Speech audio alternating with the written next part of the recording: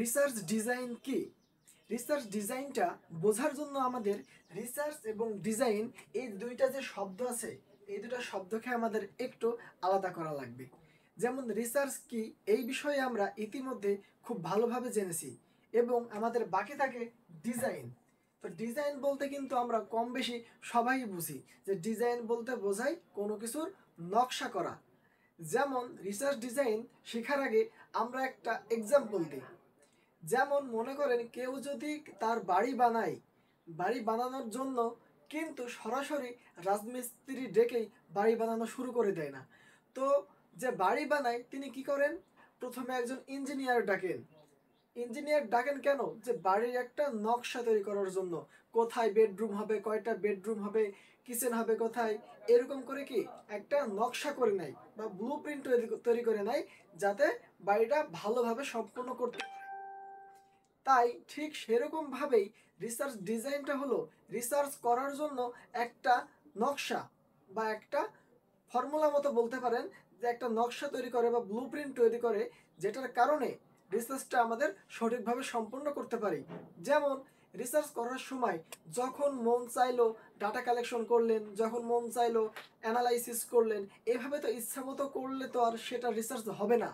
সেটা তখন কি হবে? অনেক সময় লাগবে এবং বায়াসনেস হবে, আমাদের রিসার্চটা হবে না।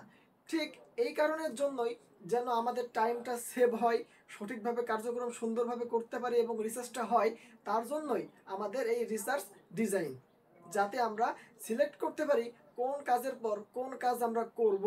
এবং সেই জন্যই আমাদের রিসার্চ ডিজাইনটা মূলত আজকে শেখা। তো রিসার্চ ডিজাইনের বেসিক বিষয়টা আমি আরও একবার বলছি।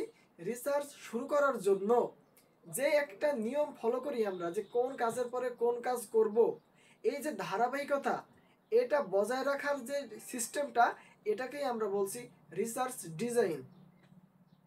রিসার্চ ডিজাইনের অনেকগুলো পার্টস আছে। যেমন প্রথমেই আমরা রেখেছি অবজেক্টিভ। অবজেক্টিভ বলতে কি বোঝাচ্ছে? উদ্দেশ্য। আমি যেই বিষয়ে রিসার্চ করব, অবশ্যই আমার তো একটা উদ্দেশ্য আছে যে আমি রিসার্চটা কেন করছি। এই উদ্দেশ্যটা আমাদের কিন্তু সিলেক্ট করতে হবে, ফিক্সড করতে হবে, যে এই জন্য আমরা রিসার্চটা করব। এবং 2 নম্বরে আছে মেথড অফ ডাটা কালেকশন। কোন মেথডে আমরা ডাটা কালেকশন করব। ডাটা কালেকশন মেথড সম্পর্কে কিন্তু আমরা এর আগে বিস্তারিত ভিডিও করেছি, যারা দেখেননি আগের ক্লাসে দেখে আসতে পারেন। তো ডাটা কালেকশন মেথড মানে কোন মেথড ইউজ করে আমরা ডাটা কালেকশন করব। কোশ্চেনারি ব্যবহার করব, অবজারভেশন মেথড ইউজ করব, না ইন্টারভিউ ইউজ করব। সেই মেথডটা আমাদের আগে থেকেই সিলেক্ট করে রাখতে হবে, যেন আমাদের রিসার্চ করানোর সময় আমাদের মানে এলোমেলো না হয়ে যায়। এতে কিন্তু আমাদের সময় নষ্ট হবে এবং বায়াসনেস চলে আসতে পারে। তাই আমরা আগে থেকেই সিলেক্ট করে রাখবো যে কোন মেথডে আমরা ডাটা কালেক্ট করতে চাচ্ছি। তারপরে আছে মেথড অফ স্যাম্পলিং। এখানে কিন্তু স্যাম্পলিং সম্পর্কেও আমরা বিস্তারিত ভিডিও দিয়ে রেখেছি, যারা দেখেন নাই দেখে আসতে পারেন। এখানে মেথড অফ স্যাম্পলিং দ্বারা বোঝাচ্ছে কোন স্যাম্পলিং টেকনিক ব্যবহার করে আমরা স্যাম্পল বেছে নিতে চাই। আমরা স্ট্র্যাটিফাইড স্যাম্পলিং টেকনিক ব্যবহার করব, না র্যান্ডম স্যাম্পলিং টেকনিক ব্যবহার করব, না সিস্টেমেটিক স্যাম্পলিং টেকনিক ব্যবহার করব।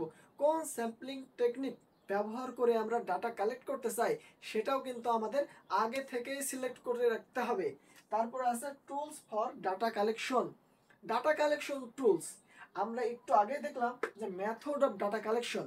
যেমন questionnaire method of data collection, data collect করার একটা মেথড বা প্রক্রিয়া বা মাধ্যম হলো কোশ্চেনারি।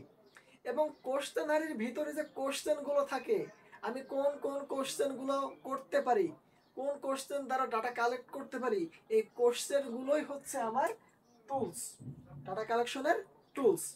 আরও একবার বলছি যে কোশ্চেনারি, ইন্টারভিউ, যে কোনো একটা কিন্তু আমাদের ডাটা কালেকশন মেথড হতে পারে। এই মেথড ব্যবহার করে আমরা ডাটা কালেক্ট করছি, মেথডটা ব্যবহার করছি, কিন্তু মেথডের ভেতরে কি ইউজ করতেছি আমরা। যেমন কোশ্চেনারির ভিতরে আমরা বিভিন্ন কোশ্চেন ইউজ করছি, যে কোন কোশ্চেনগুলো আমরা দিতে পারি, কোন কোশ্চেন ব্যবহার করে আমরা ডাটা কালেক্ট করতে পারি, সেই কোশ্চেনগুলোকেই আমরা ডাটা কালেকশন টুলস বলছি। তারপরে আছে ডাটা অ্যানালাইসিস। মানে আমরা যে ডাটা কালেক্ট করলাম, এই ডাটা কালেক্ট করার পরে আমরা ডাটাগুলো কিভাবে অ্যানালাইসিস করব, জেড টেস্ট করব না কি টেস্ট করব, সেটা কিন্তু আমাদের আগে থেকে সিলেক্ট করে রাখতে হবে। তাহলে আমরা যদি আমাদের উদ্দেশ্য, ডাটা কালেকশন, মেথড, স্যাম্পলিং সব কিছু আগে থেকে সিলেক্ট করে রাখি, এটার পরে এটা করব, এটার পরে এটা করব, তাহলে কিন্তু আমাদের রিসার্চটা খুব সঠিকভাবে ভালোভাবে সম্পন্ন হবে। আর যদি আমরা এগুলো সম্পূর্ণ সিলেক্ট করে না রাখি, তাহলে কিন্তু আমাদের রিসার্চটা ভালোভাবে হবে না। এই যে আমি সম্পূর্ণ সেটিংটা দেখালাম, এই সম্পূর্ণ সেটিংটাই কিন্তু হচ্ছে একটা রিসার্চ ডিজাইন। এটাকে আমরা রিসার্চ ডিজাইন বলতে পারি, যে কোন ধাপের পরে কোন কাজ আমরা করছি। যদি রিসার্চ ডিজাইনটা আমরা ফলো করি, তাহলে কি কি আমাদের বেনিফিট হতে পারে? রিসার্চ ডিজাইনটা আমরা ফলো করলে প্রথমত আমাদের রিসার্চটা খুব ভালোভাবে সম্পন্ন হবে। দ্বিতীয়ত আমাদের অনেক টাইম সেভ হবে, কারণ কোন কাজের পর কোন কাজ করব এটা ভাবার জন্য কিন্তু অনেকটা টাইম আমাদের ব্যয় হয়ে যায়। এবং যদি আমরা এগুলো আগে থেকে সিলেক্ট করে না রাখি, তাহলে কিন্তু আমাদের ডাটা কালেকশনের পর আমাদের রিসার্চের ভিতরে অনেক বায়াসনেস চলে আসতে পারে। তো এই ধরনের সমস্যাগুলো যেন আমাদের ফেস করতে না হয়, তার জন্যই আমাদের রিসার্চ করার আগে রিসার্চ ডিজাইনটা খুব ভালোভাবে শিখতে হবে। আশা করি রিসার্চ ডিজাইন সম্পর্কে আমি বোঝাতে পেরেছি। এই ধরনের রিসার্চ রিলেটেড এবং আরও অন্যান্য সাবজেক্ট যেগুলো আছে, সব এ ধরনের ভিডিও পেতে আমাদের চ্যানেলটি সাবস্ক্রাইব করে এবং ফেসবুক পেজটি ফলো করে আমাদের সাথে থাকবেন। ধন্যবাদ।